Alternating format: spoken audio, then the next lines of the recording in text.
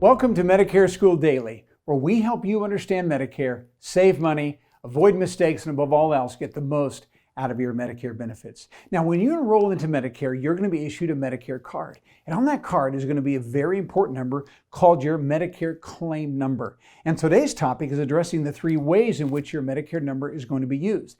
That number is actually very important for your Medicare coverage. All right, so first off, as we get a Medicare card, I want you to know what they look like. Medicare cards look just like this today. Your name, of course, you're the name of the Medicare beneficiary.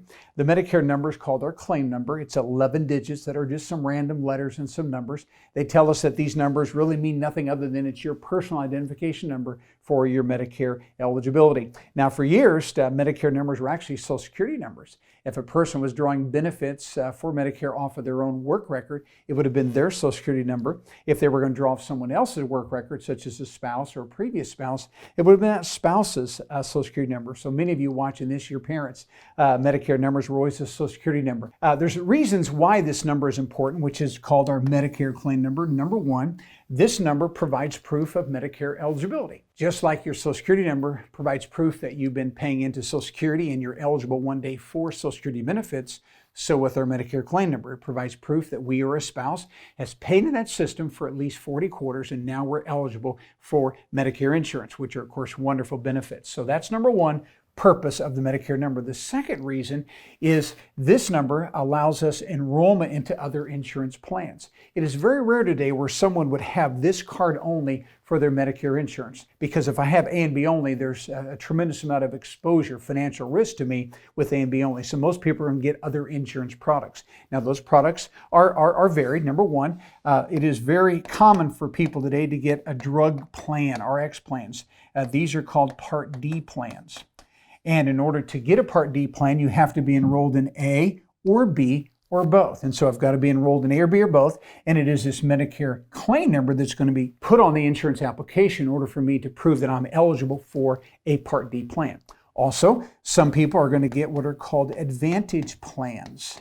Advantage plans. Now, these are called Part C plans, or they're oftentimes referred to as replacement plans.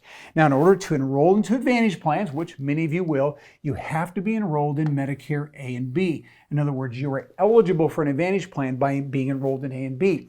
That means that you, number one, Part A is usually free for most people. Part B usually carries a premium. This year, that premium is $144.60.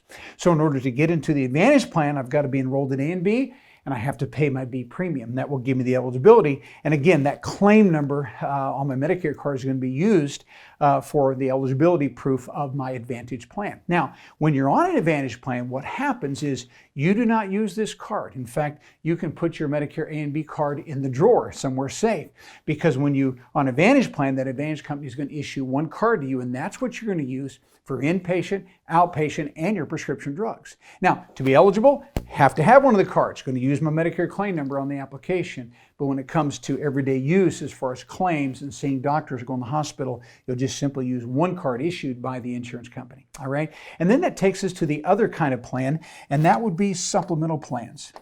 In order for you to be eligible for a supplemental plan, and each of these are given different letters, A, B, C, D, F, G, K, L, M, and N. They're just 10 different supplemental plans. So all the supplemental plans are called Medigap policies. In order to have those, you must be enrolled in A and B. Okay?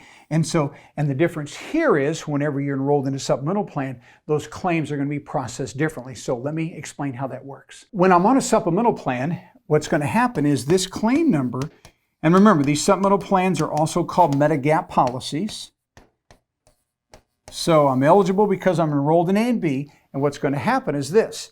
Medicare, if I go to the hospital or I go to the doctor, Medicare is going to pay first, and they're going to take that balance of that bill and they're going to send that to my Medigap policy or to the supplemental company for them to pay second. And so what happens is this claim number is going to be used whenever the hospital, the doctor is going to bill Medicare. And so whenever it goes into Medicare, it's going to prove that you have eligibility. Medicare pays first, their portion, and then they'll send the balance back to the supplemental plan. So as you can see, when you get a Medicare card and you get a Medicare claim number, it is very important proof of eligibility and provides proof that now you can get other insurance plans and will actually be used whenever claims are processed through original Medicare with supplemental plans. To learn more, watch the related video or check out our most recent video. Also, be sure you click to subscribe for free and get notified every time we post a new video. To watch our complete Medicare workshop, go to MedicareSchool.com. And finally, when you're ready to compare all your insurance options and get free enrollment help from one of our Medicare School guides, call the number on the screen. See you next time.